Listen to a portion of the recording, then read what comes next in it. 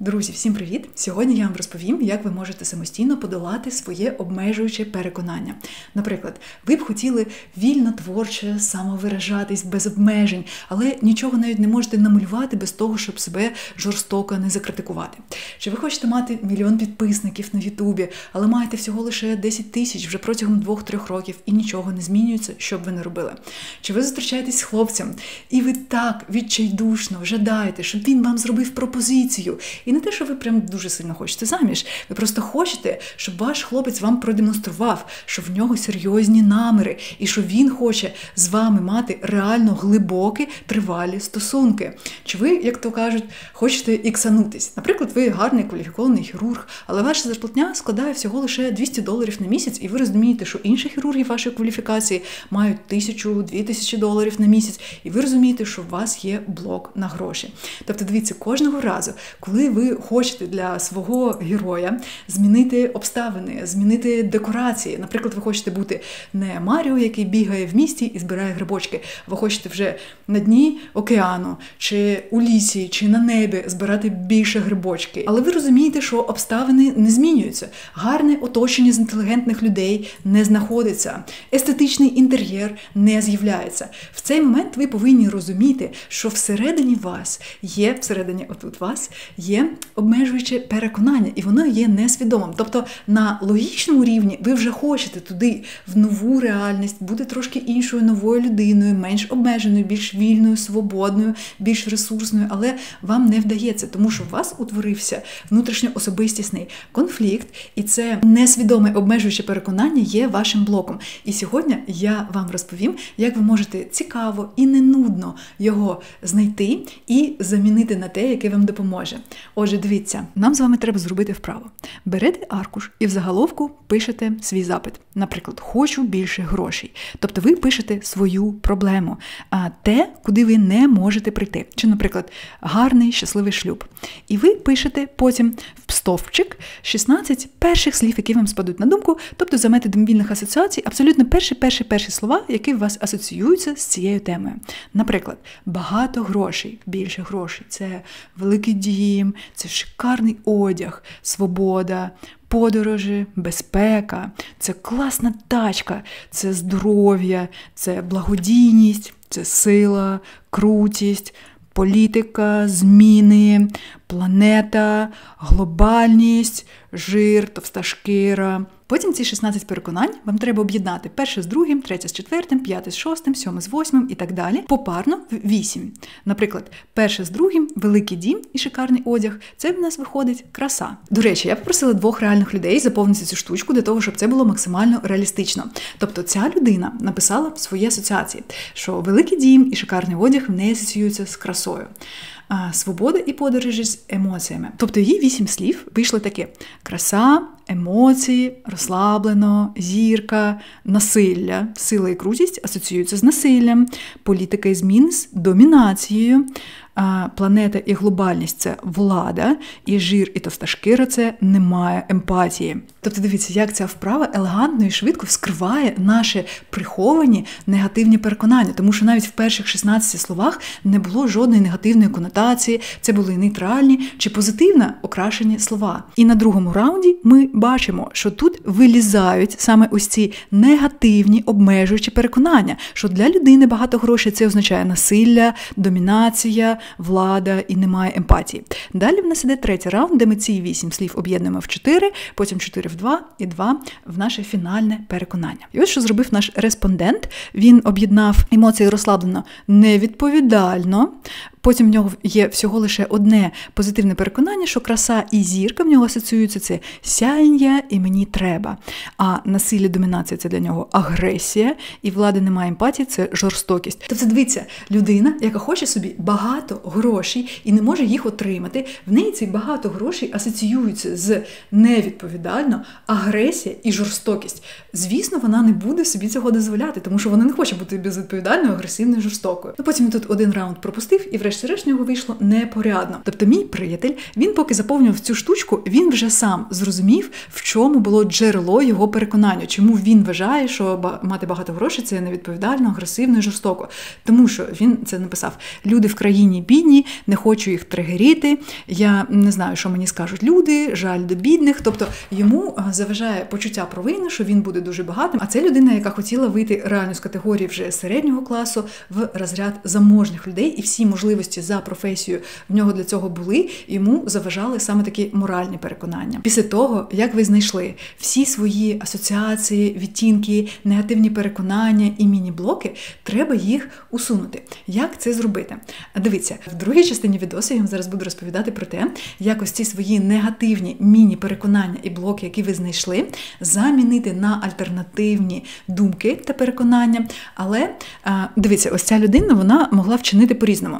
Тобто він знайшов свої негативні переконання, він знайшов їхнє джерело, і все вперлось в те, що в Україні нібито люди бідні і неспроможні самі заробляти гроші, і в них жаль до них, тощо. Тобто він би міг і ці переконання заперечувати, тому що не всі люди в Україні не здатні заробляти гроші. І є доволі щасливі, забезпечені, заможні люди.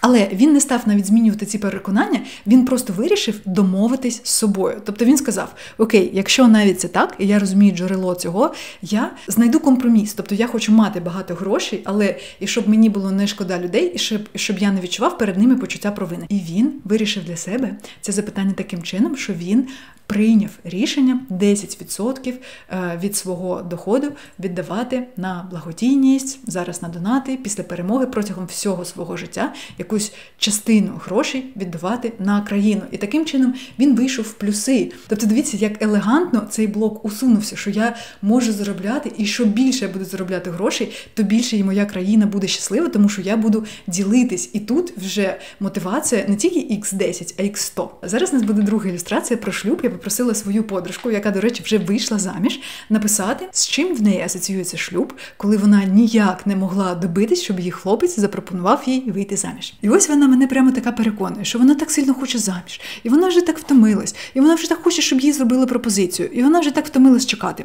І ось що вона пише, її ніхто не примушував. Друзі, я вам гарантую, ви будете настільки здивованими, коли ви почнете писати свої асоціації, і там буде геть не те, що ви очікували, що там буде написано. Це нібито хтось вселився і починає просто писати вашою рукою якісь слова, яких ви зовсім не очікували. Отже, що в неї вийшло? Взаємини і шлюб для неї – це побут, безвихість, зобов'язання, нудьга. Бачите, скільки вже в першому раунді одразу полізло негативних переконань. Одноманіття, бридко, нікуди не дітись, проти волі, немає місця пригодам, буденність, повсякденність, розбещеність, лінощі, сум, сварки, нелюбов. Навіщо? Тобто, бачите, її ніхто не примушував це писати. Це з неї полізли ці негативні конотації. Потім її 8 слів. Це відчай, обов'язок, тюрма, в'язень, старість, сіро, занепад, безглуздість, не хочу, немає майбутнього, порожнє життя, депресія, втекти, немає життя. І її фінальне переконання було смерть при житті. Звісно, вона не хоче заміж і пручається цьому на підсвідомому рівні. І коли я бачила, як вони спілкуються зі своїм хлопцем, вона демонструвала постійно таку поведінку, що типу, я незалежна, не чіпай мене, я сама по собі, я така горда. Тобто на невербальному рівні, на рівні мікрорухів, вона не давала йому взагалі доступу до себе, хоча він хотів їй зробити реальну пропозицію. І поки людина пише, вона вже сама розуміє джерело, чому в неї ці переконання сформувались. Наприклад, саме ця дівчина, вона має дуже глибокий розрив між тим, як вона сприймає романтичні стосунки, тобто просто зустрічатись з хлопцем можна, і це в неї асоціюється з тим, що це секс, пригоди, що все класно, що це подорож, що це ніжно, що це рожево, але ось саме шлюб в неї чомусь асоціюється з чимось дуже нудним та поганим. І вона згадала, що її батьки її просто кинули на бабусю, вони самі заробляли гроші, і в неї просто немає з дитинства нормального, позитивного шаблону родини, де всі могли бути щасливими, і для неї сама родина асоціюється з чимось дуже нудним, неприємним, буденним. Їй з одного боку страшно, а з іншого боку гидко. І ось дивіться, після того, як ми знайшли, наприклад, у вас така ситуація, ви знайшли свої переконання, і ви думаєте, що шлюб – це старість, сіро, занепад, ви не будете просто так закреслювати ці слова і писати замість вічі, що це радощі, що це замість тюрма, що це рай, що замість старості – це молодість, і що замість сіро – це рожево. Тому що це буде нереалістично. І тепер я вам розповім дуже круту штуку.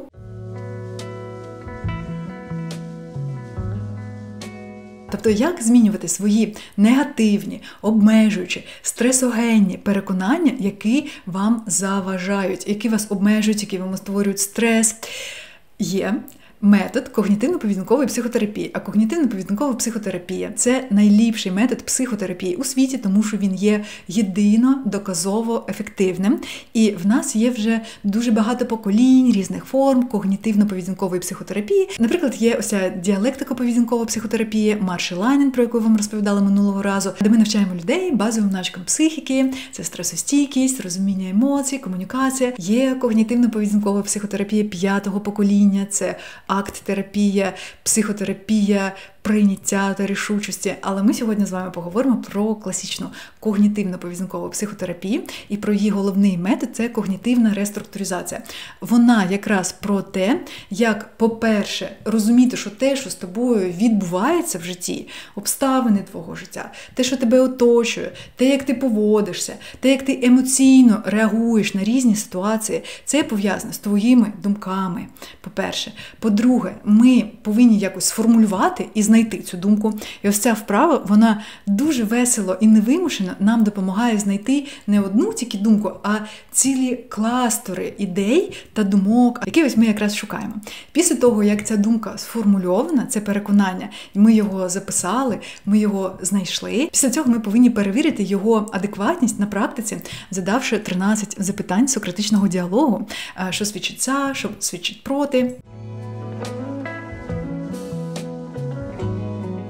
І після того, як ми подивились на цю думку з різних боків, ми повинні замінити її на альтернативну думку, яка реально є адекватною, крутою, помірно позитивною, і яка нам допомагає, а не заважає, яка не утворює оцей блок, не викликає стрес, а вона навпаки нам допомагає впоратись з стресом, подолати його і подолати свій блок для розвитку. Тобто наша неправильна, дезадаптивна думка – це блок для нашої нейропластичності. Тобто наш електричний імпульс біжав, і він так хотів, щоб наша нейропластичність йшла у всі боки, щоб ми були необмеженими людьми, але ми десь застопорились, ми десь заблокувались в такий глухий кут, і для цього нам треба цю думку якби змінити. На російськомовному каналі в мене вже було відео про когнітивну реструктуризацію. Я дуже пишаюсь цим відео. До речі, якщо ви хочете з ним ознайомитись ближче, ви можете його передивитись, там є автоматичні українські субтитри, ви просто вимикаєте звук і ви читаєте ці субтитри. Класний відос, він ще не втратив своєї актуальності, але я прекрасно розумію, що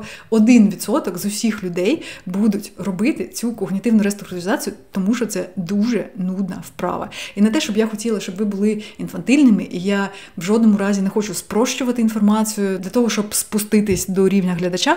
Ні, навпаки, я просто знаю, що я сама, мені влом буде робити цю вправу, але думки замінювати треба. Тому зараз я вам розповім просто сенс цієї вправи, щоб ви відчули її, щоб ви стали нею. Головний сенс тут полягає в тому, що коли є ви, я, в мене є моя стресогенна думка, вона в мене викликає негативну емоцію, і через це мені не подобається моя реальність. До речі, чим відрізняється думка від переконання? Думка – це просто «я хочу попоїсти», чи «сьогодні дуже файна погода», чи «вау, мені подобається знімати цей відос». Але переконання – це більш часто повторювана думка, і ця думка, яка пов'язана вже з нашими цінностями, і вона пов'язана вже з нашим «я». Тобто, я не можу дозволити собі мати багато грошей, тому що люди в країні бідні будуть страждати, заздрити мені, і в мене буде почуття провини. Тобто, це вже реально пов'язано з цінностями. Тобто, ми зараз працюємо не з усіма думками, які є в нашій голові, а ми працюємо саме з переконаннями, тобто з нашими поглядами, з нашими нашими цінностями і з нашим я, і проявом якого вже є ось це якесь переконання, тобто така часта думка, яка є притаманна нам. І ще, до речі, все це відео я знімаю тому, що в минулому я забула сказати, що іноді мені буває важко відпустити емоції. Пам'ятаєте, я вам розповідала, що, наприклад, війна викликає в мене стрес, війна викликає в мене тривогу, і війна викликає в мене сум. Вона викликає в мене відчайдушні страждання, жаль до людей. Я сприймаю війну як трагедію, як біль. Це для мене просто нереально важка стресогенна подія. І я відчуваю стрес. І я не можу цей стрес просто відпустити, допоки я думаю, що війна – це дуже негативна, страшна, важка, неприємна подія, я не хочу мати її в своєму житті. Тобто я думаю, як я можу відпустити цю емоцію, коли, я ж то продовжую думати так, правильно? Тобто ця думка ж викликає в мене цю емоцію. І я думаю, що труднощі з відпусканням емоцій можуть виникнути в людей, коли вони такі, як я, вони люблять думати, і ще вони люблять розмовляти зазвичай. Коли ви любите думати, треба, щоб все було логічно, структуровано, і у вас є якісь переконання, у вас є якісь принципи. Ви не можете просто так довірливо і наївно відпустити емоцію. Типу, а що я буду думати? На чому я буду триматись? В чому буде полягати моя ідеологія? Тобто мені все одно треба це робити через думки. Коли я не можу відпустити емоцію, я дивлюсь на те, яка в мене є думка, потім я її заміняю на іншу думку, і тоді мені вже вдається відпустити емоцію. І ось як же, власне, це робити без 13 запитань сократичного діалогу.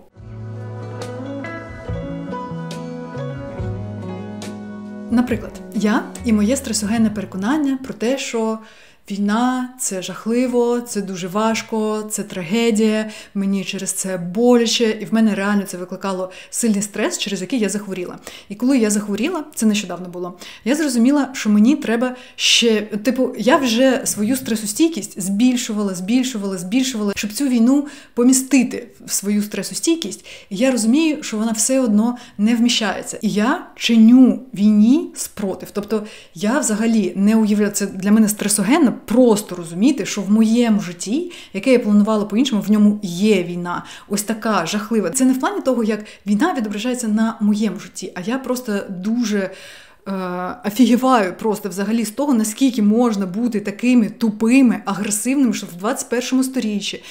Я дуже багато часу присвятила в підлітковому віці для те, щоб дізнатись про те, що відбувалось як в ГУЛАЗі, так і в концтаборах, і про Другу світову багато читала. Я була просто в шоці з того, наскільки можна бути такими огидними, бридкими, жалюгидними, наскільки можна бути такими агресивними, настільки потворними, настільки тваринами.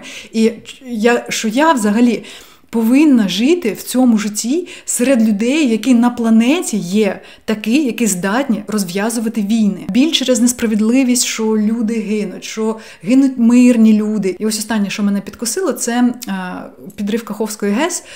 Тобто я зрозуміла, що я потрапила в стрес, і замість того, щоб з нього вийти, я ще далі покотилась, тому що там вже не тільки люди, там вже і тритончики, і це екологічна катастрофа, і я була просто в шоці, і в мене почався цей відчай, цей біль, і я розумію, що я вже зі стресу не можу вийти. Але я, до речі, тоді пропускала дихання і відпускання. І після того, як я захворіла через стрес, я отак от лежала 2 тижні, і я тільки робила, що дихала, відпускала, і шукала свої стресогенні переконання, і те, як їх можна виправити і на що їх можна замінити. І я зрозуміла, що моє головне стресогенне переконання зараз – це те, що війна – це дуже важко, це неприпустимо, і це дуже погано. І це викликає в мені стрес. І от як замінити цю думку на те, що війна, це легко, і що це приємно, чи що це круто, що війна – це клас. І коли ми стикаємось з тим, що нам просто треба замінити думку, ми, звісно, чинимо спротив, тому що це не притаманно нашої ідентичності, нашим цінностям і нашим принципам. Але і зі старою думкою також залишатись не можна. І що я почала робити? Я просто дійшла до точки, де я більш не можу сприймати війну так близько до серця.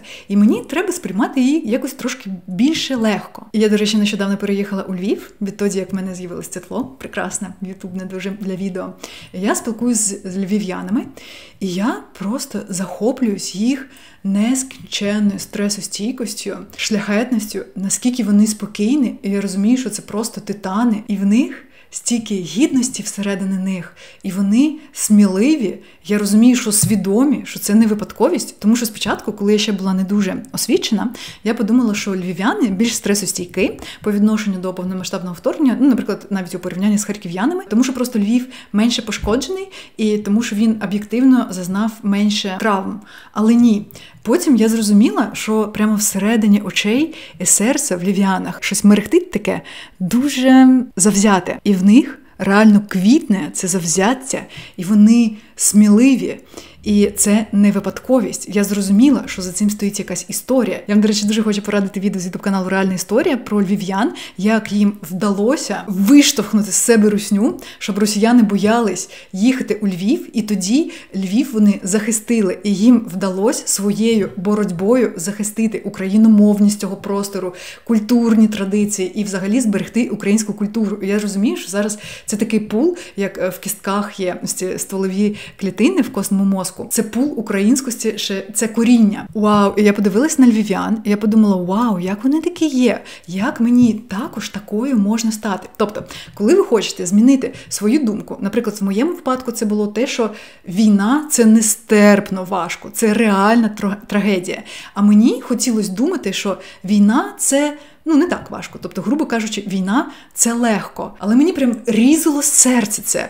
Як ця війна може бути легко? То я знайшла позитивний приклад в людині, позитивний приклад в людях, тобто в взірцях для наслідування, в об'єктах для ідентифікації. Що це можуть бути за люди, якими я буду захоплюватись, які мені будуть подобатись, які мені будуть приємні, які будуть думати так, як мені треба думати, і які будуть відчувати так, як я хочу відчувати. Потім ми за ними спостерігаємо, потім ми з ними спілкуємось, і ми імплементуємо, всмоктуємо, ми ідентифікуємось з ними, ми переймаємо цю рису. Тобто дивіться, в чому самий глибинний сенс когнітивної реструктуризації? Він в тому, що коли вам треба замінити свою думку, це не так, що, дивіться, є я, в мене є моя думка, моя емоція і моя реальність. І мені просто треба замінити цю думку і цю емоцію, а я і реальність залишимось такі ж самі. Ні, це не так працює. Головний сенс він в тому, що я сам повинен стати трошечки іншою людиною, і ця інша людина, вона просто не думає цю думку, вона вже думає іншу думку. Тобто тут все одно, наша нейропластичність – це ж зміна нашого я і нашої ідентичності, і таким чином, ви не зможете просто залишитись таким самим, якщо ви зміните думку. Вона там просто не приживеться, як рослина на непідходящому ґрунті. Але мені ще дуже важко було змиритись з війною, реально змиритись, і якби полюбити її, вже впустити її в своє життя, вже сказати: окей, ми разом. Війна – це вже частина мого життя, і я люблю її як свій досвід, як частину свого життя. В тому, щоб змінити своє переконання, в тому, що війна – це жахливо, і я ненавиджу війну. На те, що в деякому сенсі я люблю війну. В цьому мені дуже допомогла Тетяна Чорновол. Каже, що вчитель завжди приходить, коли учень готовий. Я просто гортала стрічку Фейсбука, і мені попалась Тетяна Чорновол, яка каже, що вау, я обожнюю війну, я дуже люблю війну. Вона там постить, як вона захоплюється цим. І, звісно, я не можу полюбити війну, тому що мені дуже боляче від того, коли гинуть люди, коли вони поранені, коли гинуть мирні люди, ні в чому не повинні, що це все так несправедливо. Але я хоча б трошечки, ідентифікуючись з Тетяною, дозволила собі впустити цю любов, я її якби примірила на себе. Тобто я емпатично ідентифікувалася з нею, я дозволила цій емоції побути в собі, я уявила собі, що можна любити війну, можна захоплюватись нею, можна обожнювати її, можна кайфувати від неї. І ось, до речі, я повинна сказати, що після цього я розумію, що це тимчасово, і потім треба буде ще далі зростати, ще більше набувати цієї стресостійкості. Але я чітко можу сказати, що ось цей місяць в мене взагалі війна не викликала стресу, і я реально змирилась з нею. Я відчуваю себе дуже щасливою, в мене багато енергії з'явилось, і це дозволило мені почати працювати з військовими. Тобто в мене відкрились нові сфери. Я вже розумію, що я реально можу якісно підтримувати людину, в якої є почуття провини після смерті побратиму, страх загинути. Я можу вільно дозволити собі розмовляти про смерть. Тобто я вже не боюсь війну, я вже не уникаю її, а я реально можу з нею працювати. Висновок. Коли у вас є думка, яка є вашим стресогенним переконанням чи обмежуючим переконанням, і яка викликає у вас негативні емоції, вам треба знайти для себе людину, об'єкта для ідентифікації, взірець для наслідування, людину, яка вам дуже подобається, яка вас викликає тільки захоплення і позитивні емоції, яку ви готові ідеалізувати, яка думає альтернативну думку, яку вам треба думати. Тобто, наприклад, ви думаєте, заробляти багато грошей – це погано. І ви думаєте, так, мені треба думати, що заробляти багато грошей – це дуже-дуже добре. Потім шукаєте людину, яка так думає, і слухайте її логіку, вона вам там каже щось таке сакраментальне, і ви думаєте, вау, я буду як він, думати так.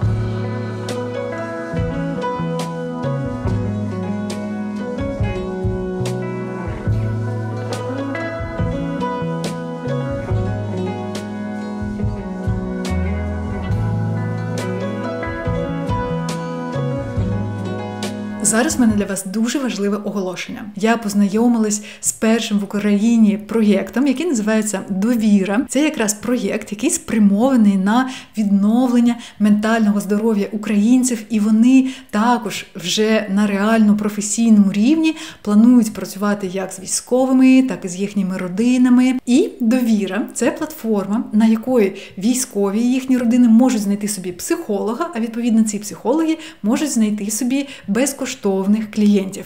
Також на цій платформі буде представлений контент у вигляді різних відео, пам'яток для самодопомоги, тобто все те, що пов'язано з відновленням психічного здоров'я, лікуванням ПТСР у військових. І, друзі, я вам зараз хочу розповісти про цю платформу, тому що вони запускаються у вересні, і зараз вони шукають для себе психологів, які погодяться працювати безкоштовно з військовими. Тому, якщо ви військовий чи цивільний психолог, ви хочете створювати психологічний контент для військових, ви хочете брати участь в допомозі, будь ласка, пишіть в Директ, в Інстаграм, в Телеграм. Я в описі до цього відео залишу контакти, куди ви можете написати, щоб взяти участь в проєкті. Також, якщо ви хочете підтримати проєкт «Довіра» фінансово, ви можете скинути донат на їхню банку. Але все ж таки в мене в пріоритеті саме аеророзвідка 3-ї окремої штурмової бригади, яка зараз під Бахмутом, і їм дуже треба бойові дрони. Друзі, нічого зараз в світі не може бути важливіше за ці дрони в Бахмуті, тому що Україна зараз – це центр Всесвіту. А 3-я окрема штурмова бригада, якою пишаються і захоплюються всі військові, навіть з інших підрозділів, це центр України, це центр подій, це центр сенсів, це центр сили. Тому, друзі, не жалкуйте грошики, будь ласка, на донати для аеророзвідки 3-ї окремої штурмової бригади на дрони. В наступному відео буде пам'ятка про те, як припинити бути тиранами, піддавати людей насильству. І ще в наступному вже в нас, скоріше за все, буде розбор Кацюріних, Дорофєєвої і Дантеса. Тому підписуйтесь на мій канал, ставте вподобайки, залишайте коментарі та чекайте на мої нові відео. Слава Україні! І всім па-па!